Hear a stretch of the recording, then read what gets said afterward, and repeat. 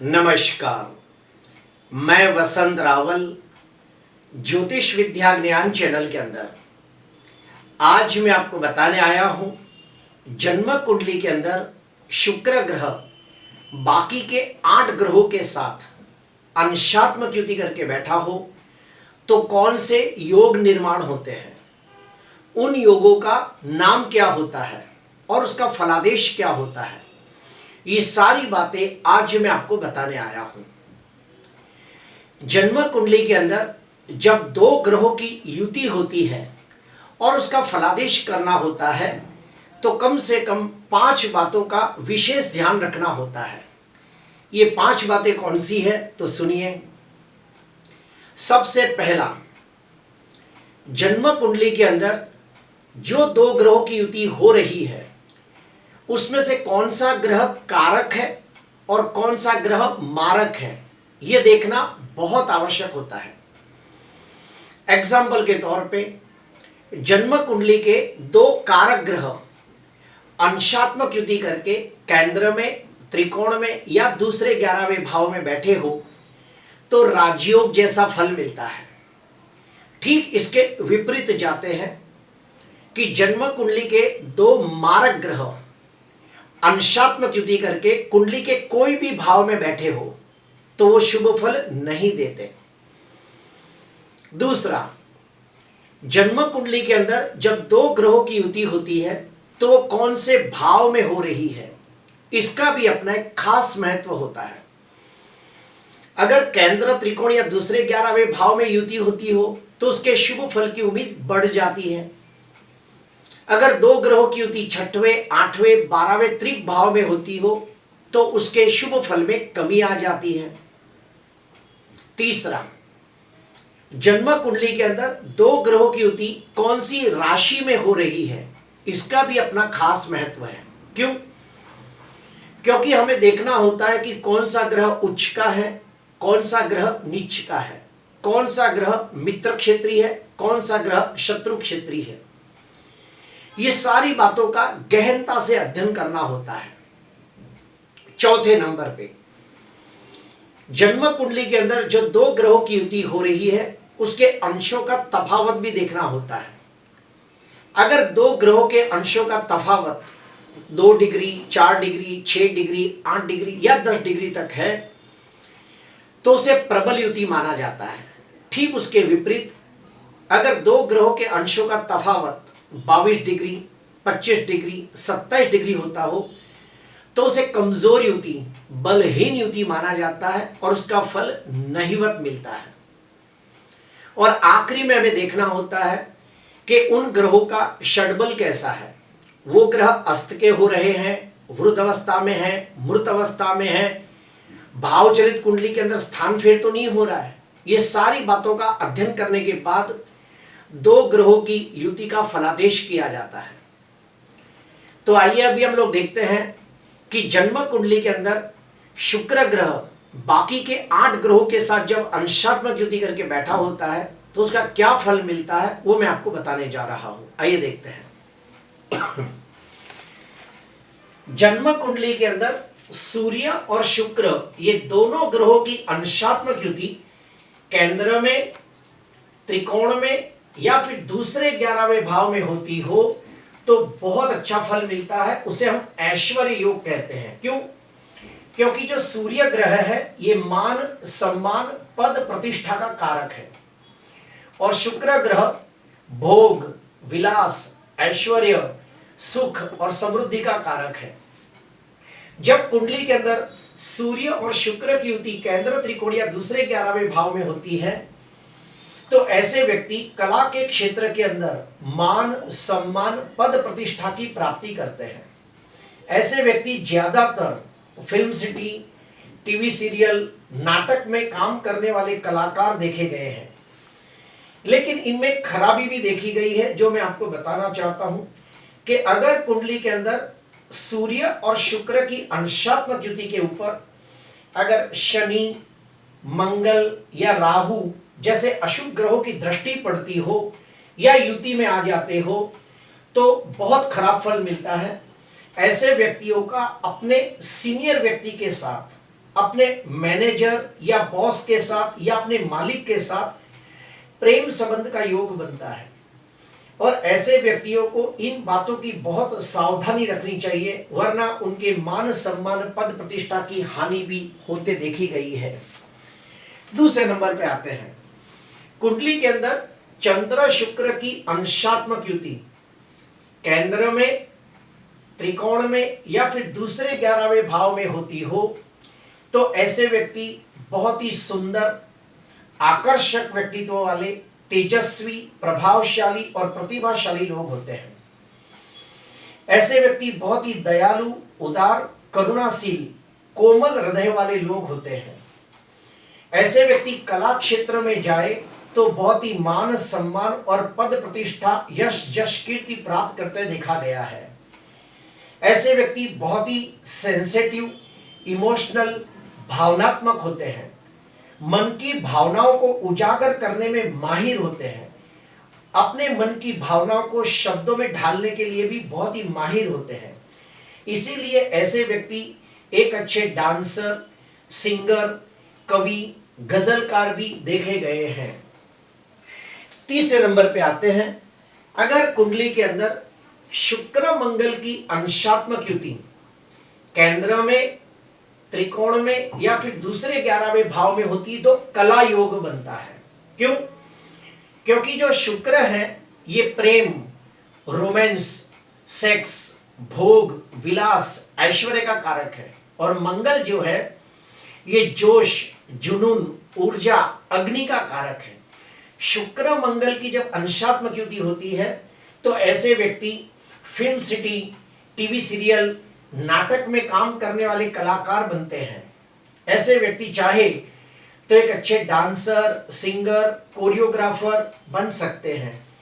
मैंने कई स्पोर्ट्समैन लोगों की कुंडली के अंदर भी शुक्र मंगल की युति को देखा है। और हाँ, अगर शुक्र मंगल की युति के अंदर मंगल ज्यादा प्रबल हो, मंगल ज्यादा स्ट्रांग हो तो ऐसे व्यक्ति फौज के अंदर भी नामना कमाते हैं, पद प्रतिष्ठा प्राप्त करते हैं। स्पोर्ट्स के अंदर भी ऐसे व्यक्ति नामना कमाते देखे गए हैं।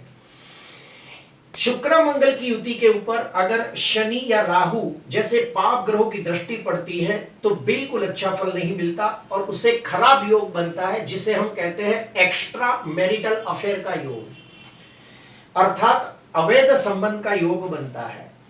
जिनकी भी कुंडली के अंदर शुक्र मंगल की युति होती हो और उसके अंदर शुक्र पाप ग्रह से द्रष्ट या पाप ग्रह से पीड़ित होता हो या फिर उसके ऊपर शनि या राहु जैसे पाप ग्रहों की दृष्टि पड़ती हो तो ऐसे व्यक्तियों का एक से ज्यादा व्यक्तियों के साथ प्रेम संबंध का योग बनता है। अगर स्त्री हो तो एक से ज्यादा पुरुषों के साथ उसके रिश्ते बनते हैं या फिर प्रेम संबंध होते हैं। अगर पुरुष हो तो स्त्रियों के साथ उनका प्रेम संबंध होता है या एक्स्ट्रा मैरिटल अफेयर का योग बनता है। ऐसे व्यक्तियों को बुरी आदत भी आसानी से लग जाती है, जैसे कि बीड़ी, सिगरेट, तंबाकू, गुटखा, दारू जैसी आदतें आसानी से लग जाती है। ऐसे लोगों का विजातीय लोगों से बहुत ज्यादा अट्रैक्शन देखा गया है। अगर पुरुष हो तो स्त्रियों के प्रति बहुत ज्यादा अट्रैक्ट हो जाते हैं और अगर स्त्री हो तो पुरुषों के प्रति उनका अट्रैक्शन बहुत ज्यादा होता है, यानी कि उनका मित्र वर्ग विजातीय ज्यादा होता है, ये भी देखा गया है।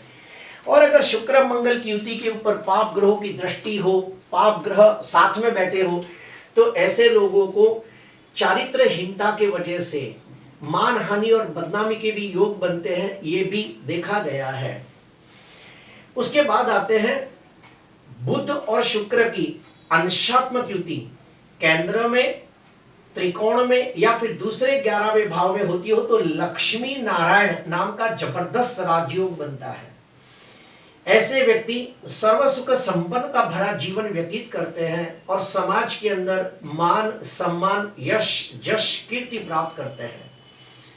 जिसकी भी कुंडली के अंदर बुध शुक्र की अंशात्मक युति होती हो तो ऐसे व्यक्ति कला क्षेत्र के अंदर जाए तो यश जश कीर्ति प्राप्त करते हैं। ऐसे व्यक्ति बहुत ही बुद्धिमान, गुणवान, तेजस्वी, प्रभावशाली होते हैं। ऐसे व्यक्ति दिखने में भी सुंदर, आकर्षक व्यक्तित्व वाले होते हैं। स्वभाव से दयालु, उदार, सेवा भावी लोग होते हैं। और अगर ऐसे लोग लक्ष्मी नारायण की पूजा करें तो उन्हें बड़ा लाभ होता है। क्यों? क्योंकि ज्योतिष शास्त्र में कहा गया है बुध ये विष्णु को दर्शाता है और जो शुक्र है माता लक्ष्मी को दर्शाता है। फिर से कहूंगा, बुध है ये विष्णु को दर्शाता है, शुक्र माता लक्ष्मी को दर्शाता है।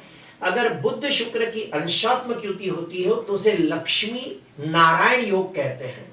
और जिसकी भी कुंडली में ये योग बनता है, ऐसे व्यक्ति जीवन के अंदर जैसे जैसे उनकी उम्र बढ़ती है वैसे वैसे उनके जीवन के अंदर सुख, समृद्धि, यश, जश, कीर्ति बढ़ती है। ऐसे व्यक्ति धनवान, यशवान, कीर्तिवान होते हैं और सर्व सुख संपन्नता भरा जीवन व्यतीत करते हैं।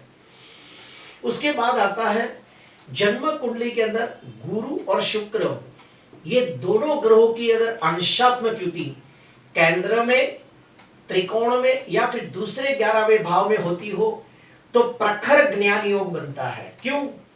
क्योंकि जो गुरु ग्रह है ये देवताओं के सलाहकार है, देवताओं के आचार्य है। और जो शुक्र ग्रह है अर्थात शुक्राचार्य, ये राक्षसों के सलाहकार है, राक्षसों के गुरु है।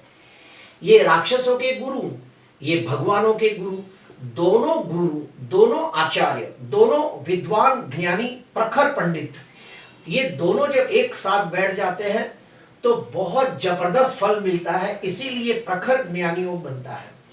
ऐसे व्यक्ति बहुत ही विद्वान, ज्ञानी, धार्मिक, आध्यात्मिक होते हैं।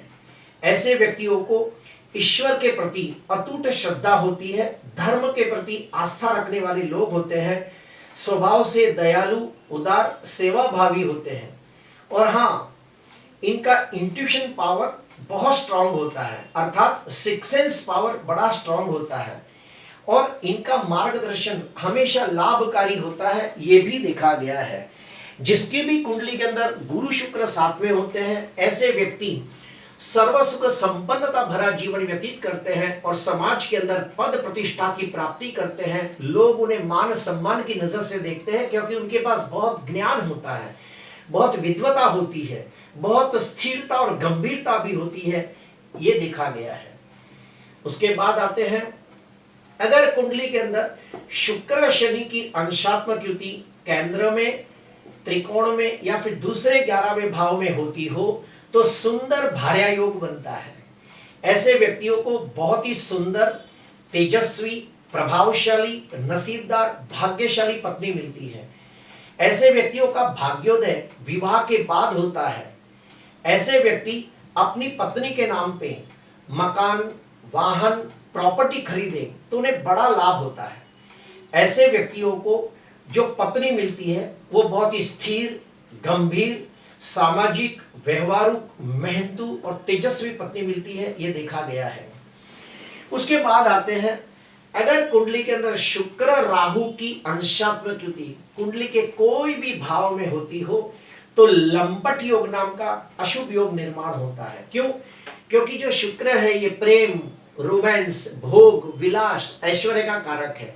और ये जो राहु है, ये राहु धोखा, विश्वासघात, छल, कपट, गुप्तता, अंधकार, ये सब का कारक है। शुक्र और राहु की युति को बिल्कुल अच्छा नहीं माना गया है। जिसकी भी कुंडली के अंदर शुक्र राहु की युति होती हो तो ऐसे व्यक्तियों का एक से ज्यादा व्यक्तियों के साथ एक्स्ट्रा मैरिटल अफेयर का योग बनता है। अगर किसी स्त्री की कुंडली में हो तो एक से ज्यादा पुरुषों के साथ उनका प्रेम संबंध हो सकता है। अगर किसी पुरुष की कुंडली के अंदर शुक्र राहु की अंशात्मक युति होती हो तो उनके लाइफ में एक से ज्यादा स्त्रियों के साथ उनका प्रेम संबंध होते देखा गया है। और अगर शुक्र राहु की युति के ऊपर अगर शनि या मंगल जैसे पाप ग्रहों की दृष्टि पड़ती हो तो बहुत ज्यादा अशुभ माना गया है। ऐसे व्यक्ति मानसिक दृष्टि से विकृत भी पाए गए हैं और ऐसे व्यक्ति बुरी आदतें आसानी से पकड़ लेते हैं। ऐसे व्यक्तियों को बीड़ी, सिगरेट, तंबाकू, गुटखा, दारू जैसी बुरी आदतें आसानी से लग जाती हैं और एक बार आदत लग गई तो वो आसानी से छूटती भी नहीं है। और ऐसे व्यक्तियों को पर पुरुष के वजह से या पर स्त्री के वजह से कभी समाज के अंदर मानहानि या बदनामी के भी योग बनते हैं, ये भी देखा गया है। तो जिसकी भी कुंडली के अंदर शुक्र राहु की युति होती हो तो ऐसे व्यक्तियों को ये सारी बातों के लिए हमेशा बहुत ही संभल कर रहना चाहिए ताकि उनसे कोई गलती ना हो। अभी आते हैं शुक्र केतु की युति। तो आप सभी को पता है कि केतु जो ग्रह है ये अलगाववादी ग्रह है, तो शुक्र केतु की युति को भी अच्छा नहीं मानते। मैंने देखा है कि जिसकी भी कुंडली में शुक्र केतु की युति होती है उनके जीवन में बार बार प्रेम में धोखा या विश्वासघात के योग बनते हैं। जिसकी भी कुंडली में शुक्र केतु साथ में होते हैं उनका वैवाहिक जीवन भी संतोष पूर्वक नहीं होता, वैवाहिक जीवन में भी असंतुष्टता देखी गई है। जिसकी भी कुंडली में शुक्र केतु साथ में होते हैं उनको सुख मिलता है लेकिन सुख को उपभोग करने का जो संतोष होता है वो नहीं मिलता है। मैंने ऐसे भी लोग देखे हैं कि जिसकी भी कुंडली में शुक्र केतु साथ में है उनका जो जातीय सुख उनको जो मिलना चाहिए उसमें भी कमी मैंने देखी है। तो शुक्र केतु की युति को बिल्कुल अच्छा नहीं मानते। लेकिन हाँ, अगर ऐसे व्यक्ति धर्म क्षेत्र के अंदर चले जाए तो बहुत नामना कमाते हैं, ये भी देखा गया है। अभी हम लोग और एक स्टेप अंदर जाते हैं। जिसकी भी कुंडली के अंदर शुक्र वृषभ राशि, तुला राशि या मीन राशि, फिर से कहूंगा, जिनकी भी कुंडली के अंदर शुक्र वृषभ या तुला राशि का अर्थात स्वगृही होकर या फिर उच्च का होकर केंद्र भाव में बैठा हो तो मालव योग नाम का पंच महापुरुष राजयोग बनता है। अर्थात शुक्र वृषभ तुला या मीन राशि का होकर अगर केंद्र भाव में बैठा हो तो मालव योग नाम का पंच महापुरुष राजयोग बनता है। ऐसे व्यक्ति दिखने में बहुत ही सुंदर, आकर्षक, तेजस्वी होते हैं। ऐसे व्यक्ति सर्व सुख संपन्नता भरा जीवन व्यतीत करते हैं, समाज के अंदर मान सम्मान पद प्रतिष्ठा की प्राप्ति करते हैं। ऐसे व्यक्ति देश विदेश की यात्रा करते हैं। ऐसे व्यक्तियों को सजना संवरना, अच्छे अच्छे कपड़े पहनना, अच्छी होटलों में जाके खाना खाना, अच्छे घर में रहना, अच्छी गाड़ी में घूमना, ये सब उनकी कुंडली के अंदर योग बनते हैं। उसके बाद आते हैं, और एक मैं बात बता दूं, अगर किसी व्यक्ति की कुंडली में शुक्र चौथे भाव में हो तो दिग्बली माना गया है।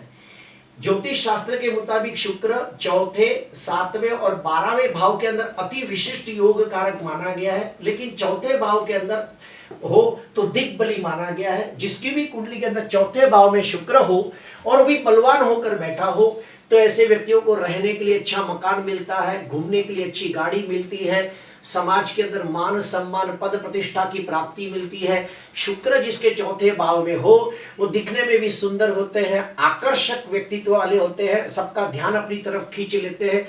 अगर ऐसे लोग कला क्षेत्र में जाए तो कला के अंदर भी नामना कमाते हैं, वो बहुत ही तेजस्वी और प्रभावशाली लोग होते हैं। अभी हम लोग जानेंगे कि अगर मान लो किसी की कुंडली में शुक्र से बनते राजयोग बनते हो, जैसे कि लक्ष्मी नारायण योग बन रहा है, प्रखर ज्ञान योग बन रहा है, ऐश्वर्य योग बनता है, लेकिन अगर शुक्र कमजोर हो तो उसके लिए कौन से उपाय करें? तो सुनिए, सबसे पहला उपाय ओम ह्रीम शुक्राय नमः, ओम ह्रीम शुक्राय नमः, ये मंत्र का रोज 108 जाप करें।